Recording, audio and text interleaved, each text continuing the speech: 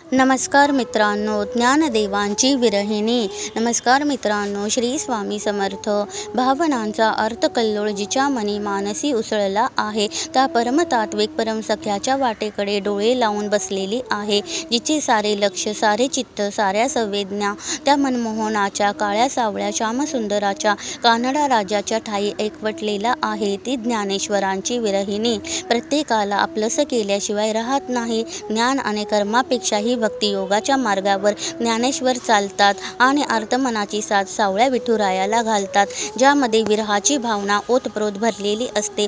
असे काव्य म्हणजे विरहिणी किंवा विराणी होय. ज्ञानेश्वरांच्या एकूण वाङ्मयाचे विशेष बघता त्यांच्या विरह काव्याचे स्थान अनन्यसाधारण महत्त्वाचे म्हणावे लागेल.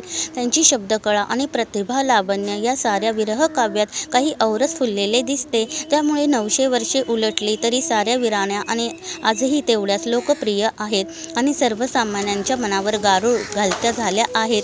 घनु वाजे गुणगुणा, वारा वाहे ऋणधुना, भवतारको हा काना वेगी भेटवा का.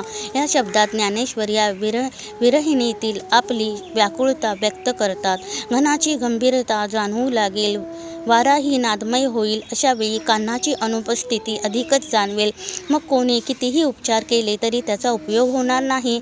चांद ओ चांदणे चांपे ब चंदनू, देवकी नंदनू वीण नावडे ओ, चंदनाची चोळी माझे सर्व अंग पोळी, कान्हो वनमाळी वेगी भेटवा का. अशी शब्दकळा अत्यंत अलौकिक ठरते. भोवतीच्या सख्या या विरह तापाने व्याकुळ झालेल्या गोपिकेवर उपचार करत असल्या तरी त्या उपचारांचा काही एक उपयोग होणे नाही. चंदनाची चोळी शीतलता प्रदान करण्याऐवजी अंग जाळते आहे आणि यावर एकच उपाय आहे, तो म्हणजे त्या कान्हाची, त्या वनमाळीची भेट होय.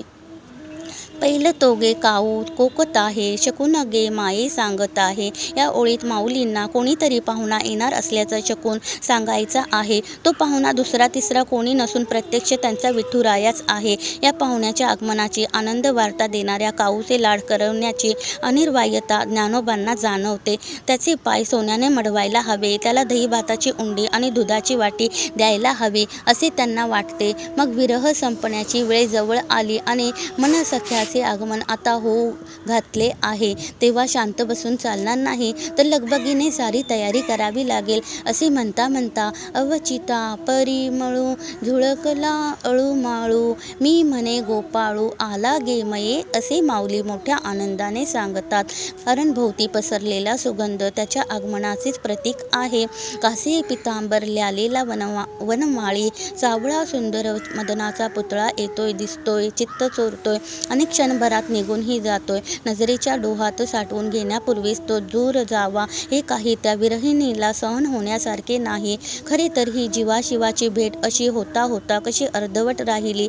असुसलेली विरहिणी विरह तापात सोडून मदन मनोहर गेलाच कसा, असा प्रश्न पडलेला असतानाच तो पुन्हा एक वार येईल या आशेच्या रोपाला धुमारे फुटतात. हे भक्तीचे रोपटे गगनावर पोहोचते आणि ज्ञानोबा म्हणतात, मोगरा फुलला मोगरा फुलला, फुले वेचिता बहर कळीयासी आला.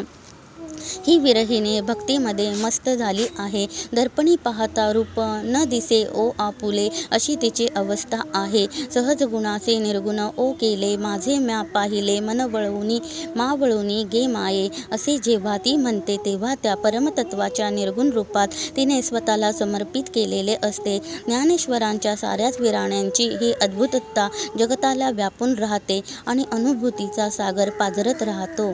आपल्या सर्वांवरती स्वामी समर्थांची कृपादृष्टी सदैव राहो. व्हिडिओला लाईक, शेअर, सबस्क्राईब करायला विसरू नका. धन्यवाद. श्री स्वामी समर्थ. जय जय स्वामी समर्थ.